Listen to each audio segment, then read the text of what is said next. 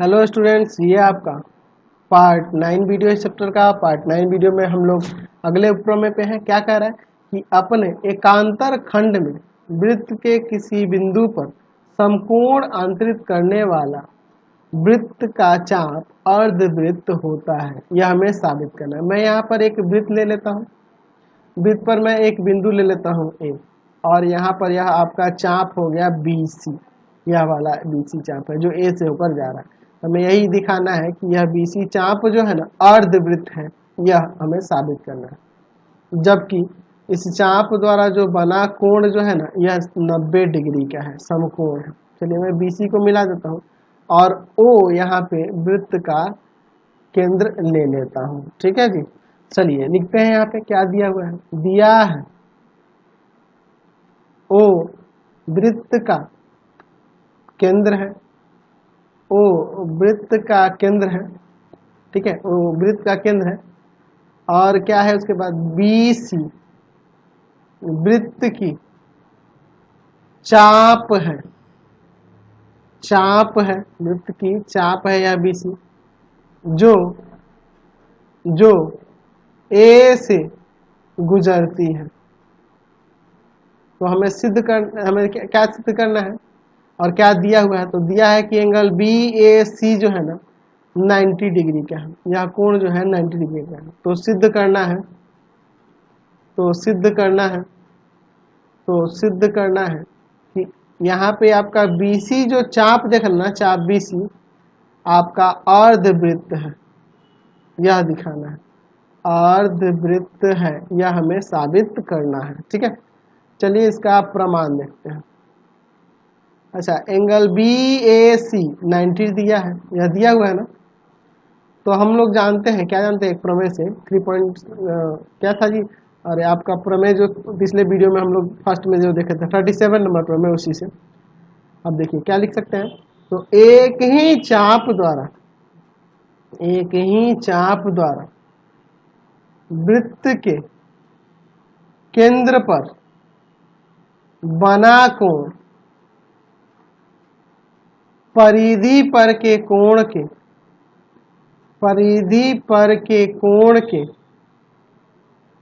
कोण का 2 गुना होता है। 2 गुना होता है, यानी कि एंगल BOC जो होगा ना 2 गुना होगा एंगल BAC का। एंगल BAC का 2 गुना होगा। एंगल BOC बराबर में 2 गुना 90, 90 में 2 से गुना होगा 180। जब 180 डिग्री यह आने लगा, इसका मतलब कि यह आपका व्यास होगा। अतः BC वृत्त का व्यास है।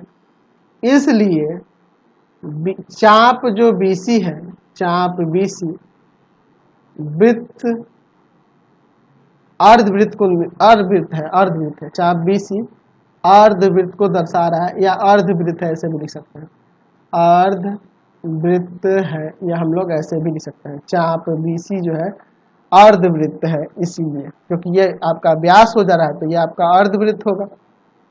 चलिए अगला प्रमेय हम लोग देखते हैं। प्रमेय नंबर है 39। कह रहा है कि यदि 2 बिंदुओं को मिलाने वाली रेखाखंड 2 अन्य बिंदुओं पर जो एक रेखाखंड को अंतर्विष्ट करने वाली रेखा के एक ही ओर स्थित है तो समान कोण अंतरित करता हो, तो 4 जो बिंदु होंगी वह एक वृत्तीय अर्थात एक ही वृत्त पर होते हैं। यह हमें दिखाना है। ठीक है, चलिए समझिए इसको। मैं एक काम करता हूँ, यहाँ पे मैं वृत्त ही ले लेता हूँ, इस तरह से ठीक रहेगा आपको समझाने के लिए। ठीक है, मैं यहाँ पे बिंदु लेता हूँ, 2 बिंदु। ठीक है, मैं वृत्त पहले ले लूँ, वृत्त पहले नहीं लेना चाहिए था, पहले बिंदुएं लेनी चाहिए थी, लेकिन मैं वृत्त ले लिया हूँ क्योंकि यहाँ पे मुझे बनाने में फिर दिक्कत हो जाएगा ग्राफ, इसका फिगर। चलिए ये 2 बिंदु है, क्या देख रहे हैं, 2 बिंदुओं को, वृत्त पे आप ध्यान नहीं दीजिए अभी।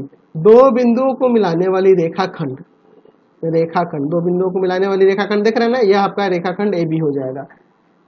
2 अन्य बिंदुओं जो रेखाखंड के अंतर्विष्ट करने वाली रेखा के एक ही ओर हो, यानी कि इस रेखाखंड के एक ही तरफ, मान लेते हैं एक इधर है और एक यहाँ पर है।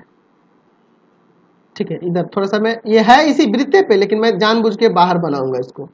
ठीक है, यहाँ पे इसका नाम देते हैं डी और इसका नाम देते हैं सी, और यहाँ पर इस रेखाखंड द्वारा समान कोण बने, यहाँ पर भी, यानी कि एंगल ए सी बी बराबर हो एंगल ए डी बी के, यह दोनों कोण बराबर हो, तो हमें साबित करना है कि ये ए बी सी और ये डी, ये चारों जो बिंदु देख रहे हैं वह ए इसी वृत्त पर स्थित है। डी तो बाहर दिख रहा है लेकिन नहीं, वो इसी वृत्त पर स्थित है, हमें ये साबित करके दिखाना है। तो चलिए इसे हम साबित करते हैं। तो पहले लिखते हैं क्या दिया हुआ है। दिया क्या है, दिया क्या है, तो हमारे पास दिया है कि ए बी तथा सी किसी वृत्त पर स्थित बिंदु है, वृत्त पर स्थित बिंदु है। या ऐसे हम लोग ना लिखे, ऐसे भी लिख सकते हैं यहाँ पर कि दो बिंदु ए तथा बी को मिलाने वाली रेखाखंड के एक ही ओर दो बिंदु सी तथा डी स्थित है। देखिए मैंने पहले लिखा था कि ए बी सी एक ही वृत्त पर स्थित बिंदु है, तो देखिए हम लोग जानते हैं कि तीन असंरेखी बिंदुओं से एक और केवल एक वृत्त खींच सकते हैं। तो तीन असंरेखी बिंदु से एक वृत्त खींच सकते हैं, यानी कि ये तीनों वृत्त पे हो सकती है, तो वो भी लिख सकते हैं, तो कोई गलत नहीं है, लेकिन ये वाला लिखना बेस्ट है, तो मैंने यही लिख दिया। ठीक है, तो सिद्ध करना है, और इसमें एक और चीज दिया है, कोण बराबर दिया है, उसको मैं भूल ही रहा हूं। एंगल ए सी बी बराबर दिया है एंगल ए डी बी, देख रहे हैं ना, समान कोण अंतरित करते हैं, ए सी बी और ए डी बी, ये बराबर है। तो सिद्ध करना है, क्या सिद्ध करना है कि यहां पे हमें सिद्ध करना है कि बिंदु ए बी सी और डी एक वृत्तीय है, एक ही वृत्त है। इसमें मैं थोड़ी सी रचना करूंगा। रचना में मैं क्या करूंगा, मैंने ये अब वृत्त खींचा है। ठीक है, मैंने पहले बोला था कि वृत्त पे ध्यान नहीं देना, हम लोग क्या किए कि ए बी तथा सी से होते हुए एक वृत्त खींचे। मैंने पहले कहा था कि वृत्त पे ध्यान नहीं दीजिएगा, ठीक है, ये वृत्त हम लोग बाद में खींचते। तो अगर मैं तीन बिंदु लेता ना इधर उधर, तो मैं वृत्त खींचता तो डिस्टर्ब हो जाता, इसलिए मैंने पहले ही वृत्त खींच दिया। ठीक है, हमारा कंस्ट्रक्शन डिस्टर्ब हो जाता है, गड़बड़ हो जाता है, इसलिए मैंने पहले ही वृत्त खींचा। लेकिन ये रचना में लिखेंगे, क्योंकि देख लो इसमें कहीं पे भी वृत्त की जिक्र नहीं है। ठीक है, चलिए, और उसके बाद क्या किए हैं, तो मैं यहां लिखता हूं कि एडी पर एक बिंदु डी डैश लिए जो वृत्त पर स्थित है, जो वृत्त पर स्थित, तो वृत्त पर स्थित यहां है, यह बिंदु यहां पे डी डैश लेते हैं, और फिर क्या करेंगे, बी से डी डैश को मिलाया, डी डैश को मिलाया, तो यहां पे इसको हम लोग मिला देते हैं। ठीक है, इसको मैं डॉटेड कर देता हूं। ठीक है, चलिए अब इसका यहां पर प्रमाण देखो, यहां पे इसका प्रमाण देखो। ठीक है, प्रमाण में देखिए, अब देखो प्रमाण में मैं क्या करता हूं, एक लिख सकते हैं, एक ही खंड द्वारा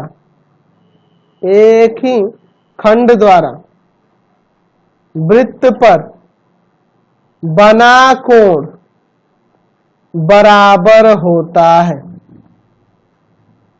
एक ही खंड द्वारा वृत्त पर बना कोण क्या होता है, बराबर होता है। तो यहां पे देखो एंगल ए सी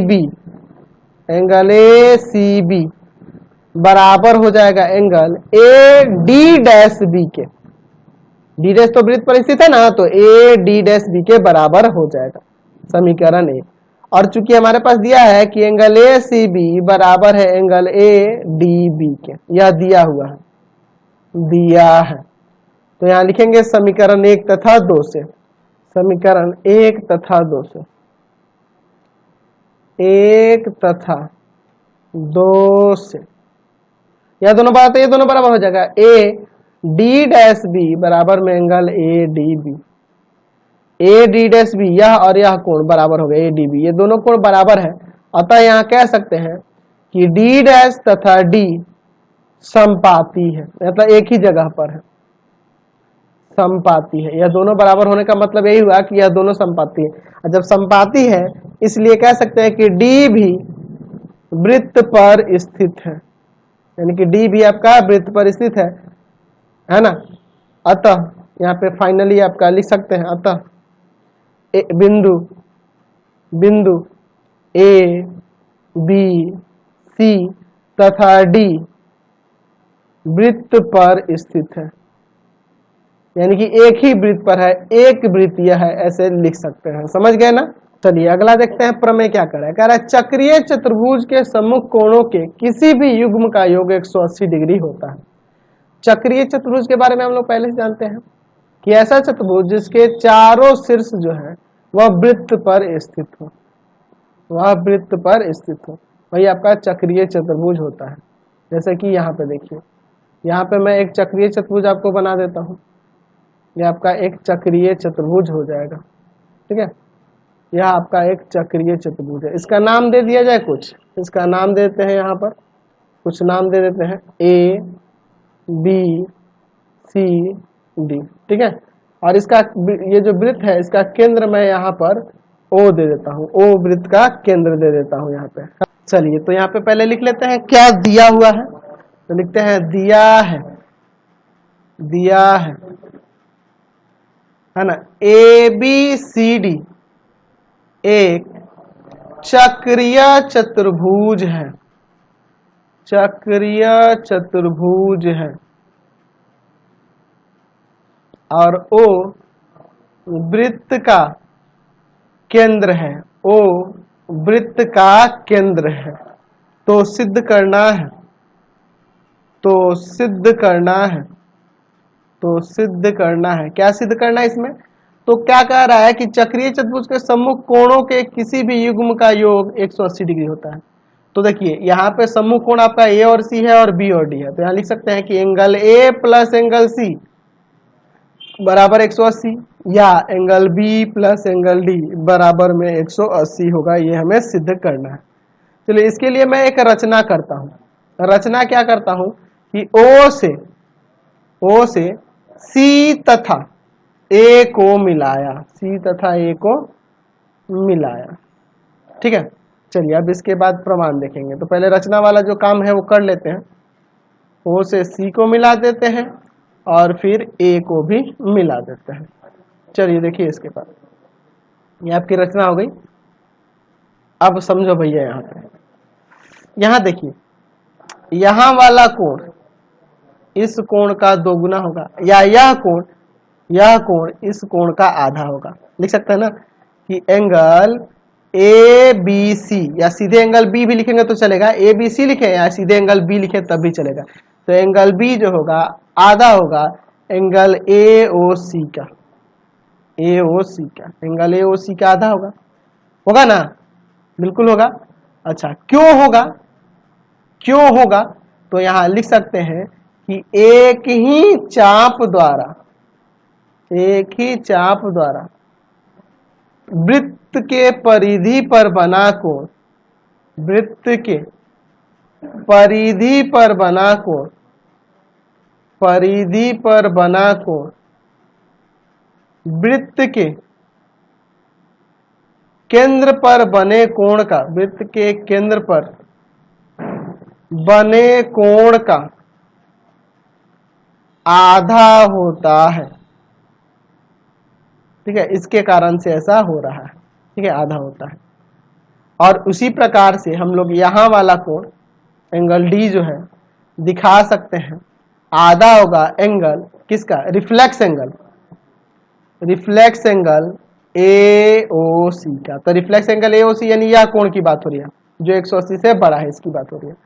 इन दोनों समीकरणों को जोड़ते हैं, 1 और 2 मान के। समीकरण 1 तथा समीकरण 2 को जोड़ने पर चलिए एंगल B प्लस में एंगल D बराबर में 1/2 एंगल AOC और plus 1/2 angle reflex angle AOC, reflex angle AOC। चलिए तो angle B plus angle D बराबर में, देखो इसमें से 1/2 कॉमन कर लेते हैं, तो एंगल AOC और प्लस में रिफ्लेक्स एंगल AOC। तो देखो यह कोण और यह कोण मिलाकर टोटल 360 ना हो गया। वृत्त के केंद्र पर बना कोण 360 डिग्री का होता है। Angle B plus angle D बराबर में 1/2 इंटू 360, तो ये आपका कट जाएगा, 180 आ गया। तो angle B plus angle D बराबर में 180 डिग्री, ये हमने साबित कर दिया। अच्छा, चूंकि हम जानते हैं कि चतुर्भुज के चारों कोणों का योग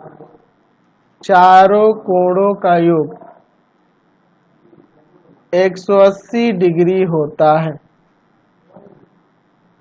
ठीक है, चतुर्भुज के चारों कोणों का योग 180 डिग्री होता है, यानी कि angle A plus angle 360 degree होता है। माफ करना, गलती से निकल गया। 360 डिग्री होता है। Angle A plus angle B plus angle C plus angle D बराबर में 360। तो एंगल B और D मिला के 180 है, तो A और C को वैसे ही छोड़ दो और B प्लस D मिलके हो जाएगा 180 डिग्री बराबर में 360। इसको ले जाकर घटा देंगे, तो angle A plus angle C बराबर 360 माइनस 180। तो angle A plus angle C बराबर 180 डिग्री यहाँ से भी आ गया। तो ये आपका प्रमाणित हो गया कि हमें पता चला कि चक्रीय चतुर्भुज के सम्मुख कोणों का योग जो होता है, सम्मुख कोणों का योग वो 180 डिग्री होता है। चलिए अगला देखते हैं। अगला प्रमेय क्या कहता है? पिछले प्रमेय का ये विलोम है। यदि किसी चतुर्भुज के सम्मुख कोणों का युग्म समपूरक हो तो चतुर्भुज चक्रीय होता है, इसे हमें साबित करना है। चलिए तो मैं यहाँ पर समझो, यहाँ पे एक वृत्त ले लेता हूँ। एक्चुअल में आप वृत्त को पहले नहीं देखना, ये समझना कि मैं अभी वृत्त नहीं खींचा हूँ, ये मैं इसमें एक चतुर्भुज बना लेता हूँ। ठीक है, आप यह देखो कि मैंने चतुर्भुज बनाया है, वृत्त नहीं बनाया है। ठीक है, ये आप ध्यान में रखो। ठीक है, बस आप यह समझो यहाँ पे कि मैंने एक ये चतुर्भुज बनाया है, वृत्त पे ध्यान नहीं देना क्योंकि हमें रचना में करनी है, ABCD।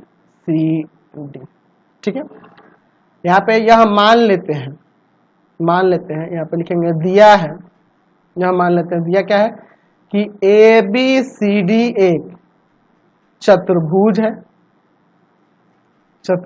है। अच्छा, जिसके एक सम्मुख कोण का युग्म यानी कि एंगल A प्लस में एंगल BCD यह आपका 180 डिग्री दिया है। ठीक है, तो सिद्ध करना है कि ABCD जो है ना, ABCD एक चक्रीय चतुर्भुज है। अच्छा, चक्रीय चतुर्भुज का मतलब हुआ कि ABC तथा D यह चारों वृत्त पर स्थित है, ये चारों बिंदुएं वृत्त पर स्थित है। ठीक है, अब लिखेंगे रचना में बिंदु A B तथा D से होते हुए एक वृत्त खींचे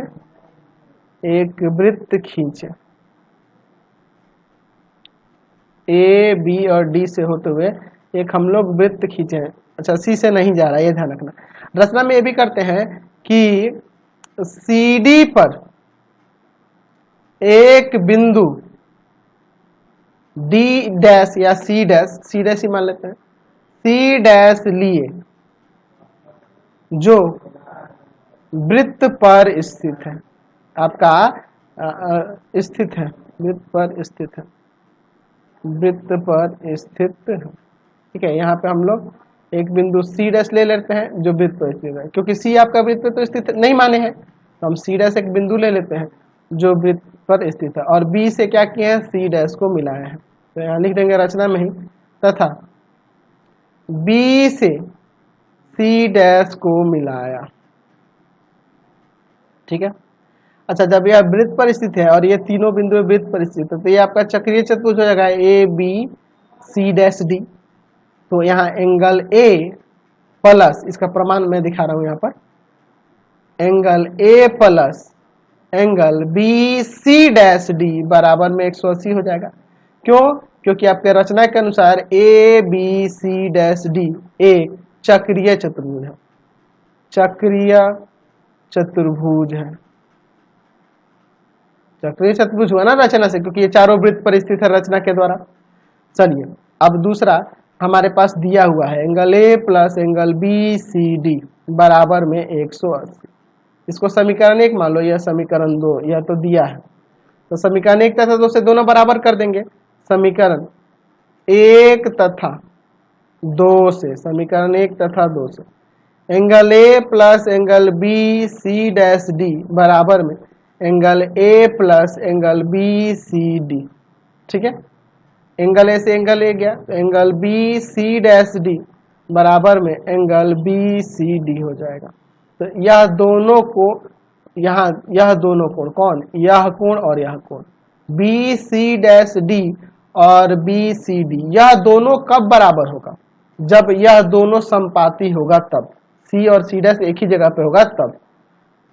अच्छा, इसलिए यह ऐसे लिख देंगे कि इसलिए यह तभी संभव है, तभी संभव है जब सी तथा सी डैश, सी तथा सी डैश समपाती होगा, समपाती होगा तभी यह बराबर हो सकता है, यानी एक ही जगह पे होगा तभी ना बराबर होगा।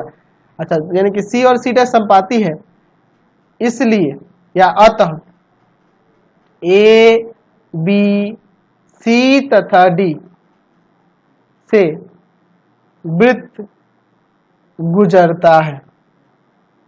ठीक है, और जब इनसे वृत्त गुजरता है इसलिए ए बी सी डी एक चक्रीय चतुर्भुज है, चक्रीय चतुर्भुज है। हमने यहां साबित करके दिखा दिया, समझ गए? तो फिलहाल इस वीडियो में इतना ही। आप मेरे 3 चैनल को सब्सक्राइब करेंगे। पहला चैनल देखिए आपका path finder classes Chhapra, path finder classes Chhapra. ठीक है, दूसरा है आपका, दूसरा आपका है भारती भवन, भारती भवन, भारती भवन रविकांत सर, रविकांत सर, और तीसरा है रविकांत सर। तो तीनों चैनल को सब्सक्राइब करेंगे, तीनों के वीडियो को लाइक शेयर करेंगे, और इससे संबंधित नोट्स के लिए आप सीधे www.ravikantsir.in पे जाएंगे, ravikantsir.in पर जाएंगे। ठीक है, और वहां से सभी क्लासेस के नोट्स डाउनलोड कर सकते हैं।